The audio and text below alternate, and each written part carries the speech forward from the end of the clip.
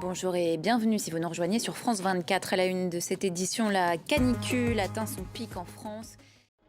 Je rappelle avant de développer ces titres que nos antennes sont encore perturbées en raison du mouvement de grève pour la défense de l'audiovisuel public. Du jaune, de l'orange et du rouge en France, on n'en est qu'au début de l'été, mais déjà le pays suffoque avec 68 départements placés en vigilance orange canicule. Le monde au défi de la crise climatique, mais aussi de la guerre. Depuis le début du conflit en Ukraine, le Danemark révolutionne sa défense.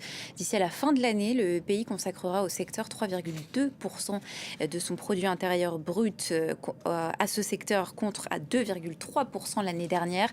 Et pour recruter plus de soldats, le pays appelle désormais les femmes sous les drapeaux, et ce à compter de ce mardi 1er juillet. Reportage de notre correspondante dans la région, Anne Maillet. Retour à la case départ pour Boualem Sansal, l'écrivain franco-algérien a vu sa peine de 5 années de prison confirmée en appel. Il avait déjà été condamné en première instance, notamment pour atteinte à l'unité nationale. Paris regrette une décision, je cite, incompréhensible et injustifiée. Natalia Odicharia. Les phares de l'actualité également braqués sur la Thaïlande qui replonge dans la crise politique. La Cour constitutionnelle a suspendu aujourd'hui la première ministre de ses fonctions.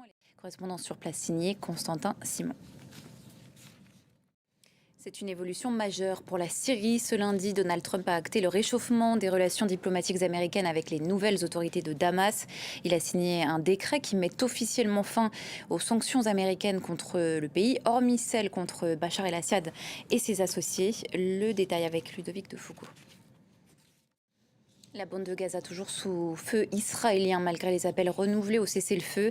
Ce lundi, les frappes israéliennes ont fait 51 morts, dont 24 dans un café internet de Gaza-Ville, selon la défense civile sur place. Israël, de son côté, affirme avoir ciblé des membres du Hamas. Alexandra Quarini.